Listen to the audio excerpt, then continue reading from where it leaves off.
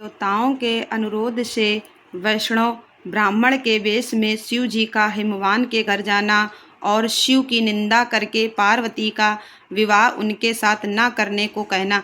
ब्रह्मा जी कहते, नारद, मेना और हिमवान की भगवान शिव के प्रति उच्च कोटि की अन्य भक्ति देख इंद्र आदि सब देवता परस्पर विचार करने लगे। तदनंतर गुरु बृहस्पति और ब्रह्मा जी की सम्मति के अनुसार सभी मुख्य देवताओं ने शिव जी के पास जाकर उनको प्रणाम किया और वे हाथ जोड़कर उनकी स्तुति करने लगे। देवता बोले, देव देव महादेव, करुणा कर शंकर, हम आपकी शरण में आए हैं, कृपा कीजिए। आपको नमस्कार है स्वामिन।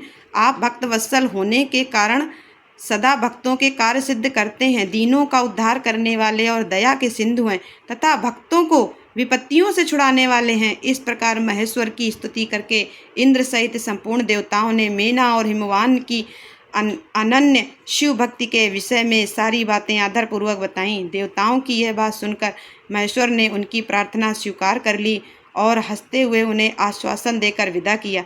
तब सब देवता अपना कार्य सिद्ध हुआ मानकर भगवान सदा शिव की प्रशंसा करते हुए शीघ्र अपने घर को लौटकर प्रसन्नता का अनुभव करने लगे।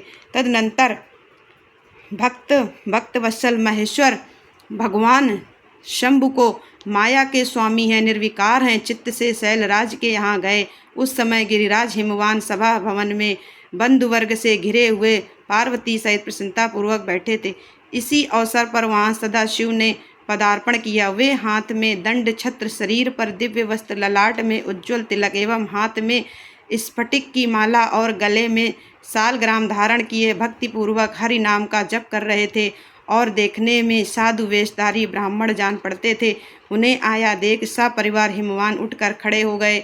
उन्होंने उन अपूर्व अतिथि देवताओं को भूतल पर दंड के समान पड़कर भक्तिभाव से साष्टांग प्रणाम किया। देवी पार्वती ब्राह्मण रूपधारी प्राणेश्वर शिव को पहचान गई थीं, अतः उन्होंने भी उनको मस्तक झुकाया और मन ही मन बड़ी प्रसन्नता के साथ उनकी स्तुति की। ब्राह्मण रूपधारी शिव ने उन सबको प्रेम पूर्वक आशीर्वाद दिया, किंतु शिवा को सबसे अधिक मनोवांछित शुभाशीर्वाद प्रदान किया। शैलाधिराज हिमवान ने बड़े आदर से उन्हें मधुपर्क आदि पूजन सामग्री भेंट की और ब्राह्मण ने बड़ी प्रसन्नता के साथ वह सब ग्रहण किया।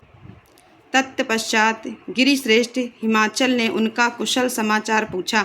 मुने अत्यंत प्रीतपूर्वक उन द्विराज की विधिवत पूजा करके शैलराज ने पूछा, आप कौन हैं? तब उन ब्राह्मण शिरोमणि ने गिरिजा से शीघ्र ही आदर पूर्वक कहा।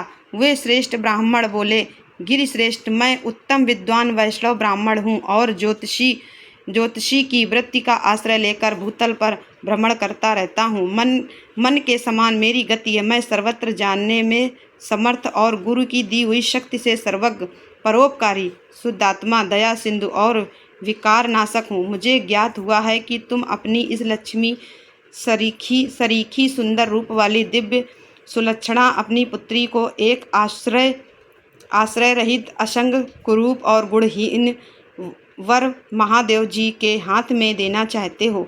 वे रुद्र देवता मरघट में वास करते, शरीर में सांप लपेटे रहते और योग साधते फिरते हैं। उनके पास पहनने के लिए एक वस्त्र भी नहीं है, वैसे ही नंग धड़ंग घूमते हैं। आभूषण की जगह सर्प धारण करते हैं। उनके कुल का नाम आज तक किसी को ज्ञात नहीं हुआ। वे कुपात्र और कुशील हैं, स्वभावता विहार से दूर रहते हैं, सारे शरीर में भस्म रमाते हैं, क्रोधी और अविवेकी हैं। उनकी अव्यवस्था कितनी है यह किसी को ज्ञात नहीं। वे अत्यंत कुत्सित जटा का बोझ सदा सिर पर धारण किए रहते हैं। वे भले बुरे सबको आश्रय देने वाले, भ्रमणशील, नांगहारधारी, भिक्षुक, कुमार्ग परायण तथा हठपूर्वक वैदिक मार्ग का त्याग करने वाले हैं। ऐसे अयोग्य वर को आप अपनी बेटी ब्याहना चाहते हैं। अचल राज, अवश्य ही आपका यह विचार मंगलदायक नहीं है। नारायण कुल में उत्पन्न ज्ञानियों में श्रेष्ठ गिरिराज, मेरे कथन का मर्म समझो। तुमने जिस पात्र को ढूंढ रखा है वह इस योग्य नहीं है कि उसके हाथ में पार्वती का हाथ दिया जाए।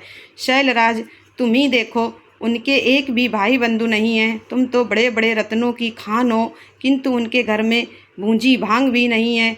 वे सर्वथा निर्धन हैं। गिरिराज, तुम शीघ्र ही अपने भाई बंधुओं से, मैना देवी से, सभी बेटों से और पंडितों से भी यत्नपूर्वक पूछ लो, किंतु पार्वती से न पूछना, क्योंकि उन्हें शिव के गुण दोष की परख नहीं है। ब्रह्मा जी कहते, नारद, ऐसा कहकर वे ब्राह्मण देवता, जो नाना प्रकार की लीला करने वाले शांत स्वरूप शिव ही थे, शीघ्र खा पीकर आनंदपूर्वक वहाँ से अपने घर को चल दिए।